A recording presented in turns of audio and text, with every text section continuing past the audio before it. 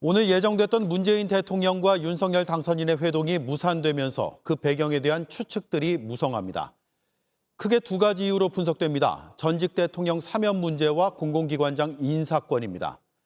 회동 4시간 전에 발표됐고 왜 무산됐는지에 대해 양쪽 모두 함구하고 있어 신구 권력의 충돌 양상이라는 여론의 평가까지 나옵니다. 잠시 뒤에 청와대와 인수위를 연결해 자세한 소식을 들어보겠습니다. 먼저 전다빈 기자입니다. 문재인 대통령과 윤석열 당선인의 오찬 회동이 무산됐습니다. 약속 시간을 불과 4시간 앞둔 시점이었습니다. 오늘로 예정됐던 문재인 대통령과 윤석열 대통령 당선인의 회동은 실무적 협의가 마무리되지 않아서 일정을 다시 잡기로 했습니다. 같은 시간 청와대에서도 서면 브리핑을 통해 실무적 협의가 마무리되지 않아 일정을 다시 잡기로 했다고 밝혔습니다. 구체적 이유는 물론 어느 쪽에서 먼저 연기를 요청한 것인지에 대해서도 양쪽 모두 입을 다물었습니다. 미루기로 한 이유에 대해서는 양측 합의에 따라서 밝히지 못함을 양해해 주셨으면 좋겠어요. 실무 차원의 조율을 하면서 나온 결과이기 때문에 어느 한쪽이라고 이번 만남은 윤 당선인이 정치에 입문하고 처음으로 문 대통령과 독대하는 자리였습니다. 양측은 협의를 계속해 나가겠다고 말했지만 문 대통령과 윤 당선인 간 만남이 계속 미뤄질 경우 정치적 파장은 더 커질 것으로 보입니다. 인수위 관계자는 인수위 내에서도 회동 시점을 아무도 예측하지 못하는 상태라며 계속 신중하게 협상을 이어갈 것이라고 전했습니다. JTBC 전다빈입니다. 문재인 대통령은 약 2달 후 임기가 끝나고 윤석열 당선인은 2달 뒤쯤 취임합니다. 오늘 회동 무산은 앞으로의 2달이 결코 순탄치 않을 수 있다는 걸 상징적으로 보여줍니다. 주요 의제를 뜯어보면 양쪽의 의견이 대체로 달랐고 조율 방식에서도 신경전이 있었던 것으로 보입니다. 이어서 강희영 기자가 보도합니다. 윤석열 당선인의 한 측근은 실무 의제를 조율하다 틀어졌다며 여러 복잡한 이슈가 있다고 설명했습니다. 가장 먼저 부딪힌 건 사면 문제로 파악됐습니다. 당초 인수위는 윤 당선인이 문 대통령을 만나 전직 대통령 이명박 씨의 사면을 건의할 거라고 공개적으로 예고했습니다.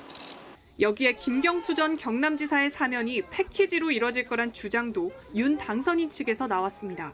문재인 대통령 최측근 김경수 전 경남지사를 살리기 위해서 동시에 사면하기 위해서 남겨둔 것이다.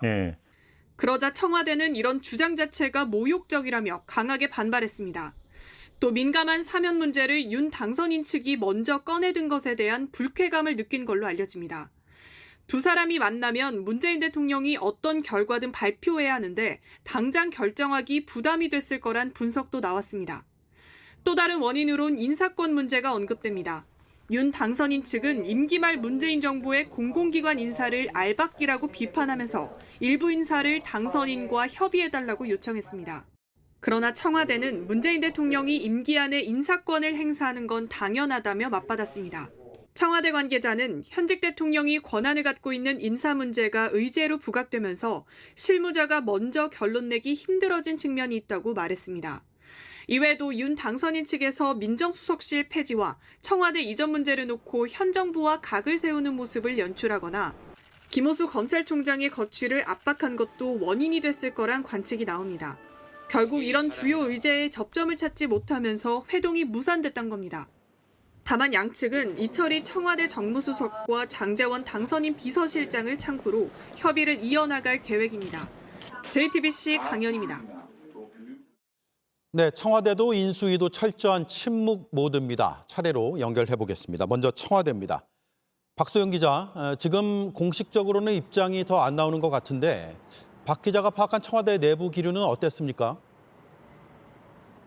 네, 청와대는 구체적인 배경은 설명하지 않고 있지만 여러 정황을 놓고 봤을 때 회동의 성격부터 양측의 이견이 컸던 것으로 보입니다. 당초 청와대는 허심탄회하게 배석자도 없이 만나자고 했습니다. 문 대통령과 윤 당선인이 정해진 의제 없이 폭넓게 대화하자는 취지였습니다. 그런데 대통령의 고유 권한인 사면이 만나기도 전에 언급되고 마치 여야 영수회담하듯 여러 의제들이 언론에 오르내리면서 청와대 쪽에서 부담감을 느낀 것으로 보입니다. 또 당선인 쪽에서 사면 등 의제를 부각시키면서 너무 밀어붙인 것 아니냐는 반응도 나왔습니다. 네, 전직 대통령 사면을 인수위에서 공개적으로 언급한 게 청와대 입장에서는 불쾌했거나 혹은 부담이었고 그래서 회동이 결렬됐다 이렇게 봐도 됩니까? 네, 당선인 측에서 사면을 언급한 이후 청와대 내부 분위기가 좋지 않았던 건 사실입니다. 청와대 한 관계자는 후임 대통령을 위해 전임 대통령이 부담을 덜어주고 가라고 압박하는 상황이다라고 말했습니다. 윤 당선인이 대통령 취임 후에 사면해도 되는 것 아니냐는 겁니다. 여기에 김경수 전 경남지사를 묶어서 사면할 것이라는 야당 측 주장에 대해서는 불쾌감을 숨기지 않았습니다. 대통령을 모욕하는 수준의 발언이다, 말실수했다라는 반응이 나왔습니다. 여기에다 공공기관 인사와 민정수석실 폐지를 놓고 양측의 갈등이 고스란히 노출되기도 했습니다. 네, 민주당에서 보인 반응들도 들어볼까요? 네, 민주당은 윤 당선인 측이 선을 넘었다고 보고 있습니다. 여당 핵심 관계자는 당선인 측에서 언론 플레이를 세게 한 게 문제라고 말했고, 여당 비대위 관계자는 사면을 언론에 흘리는 방식으로 점령군식의 행보를 보였다고 비판했습니다. 김 전 지사 사면을 거론한 것과 관련해서도 적절하지 않다라는 공개 비판이 이어졌습니다. 네, 청와대와 여당에서 아주 날선 반응들이 나오고 있습니다. 청와대에서 박소영 기자였습니다. 이번엔 서울 통이동에 있는 인수위로 가보겠습니다. 배양진 기자. 청와대와 협상을 했던 장제원 비서실장을 만났죠. 뭐라고 설명합니까? 네, 이곳 인수위 앞에서 당선인 비서실장을 맡은 장제원 의원을 만났습니다. 오늘 회동이 무산된 이유가 뭐냐 물었더니 무산이 아니다. 실무 협의를 위한 시간이 더 필요한 거다. 이렇게 답했습니다. 이번 회동 취소가 신구 권력 간의 충돌로 비치는 걸 경계하는 분위기가 읽힙니다. 장 의원, 오늘 회동 취소 공지도 양측이 발표 내용과 이 발표 시각까지 똑같이 맞췄다고 했습니다. 회동이 취소된 이유에 대해서도 서로가 알리지 않기로 합의했다고 했습니다. 협상이 진행 중이기 때문에 청와대를 자극하지 않으려는 것으로 보이는데요. 인수위 관계자에게 여럿 저희가 회동 취소 이유를 물어봤지만 정확한 이유를 설명하지는 않았습니다. 한편 윤 당선인은 문 대통령과의 오찬이 취소되면서 인수위 지도부와 함께 인근 식당에서 점심 식사를 했습니다. 이후엔 통이동 일대를 산책하면서 시민들을 직접 만났습니다.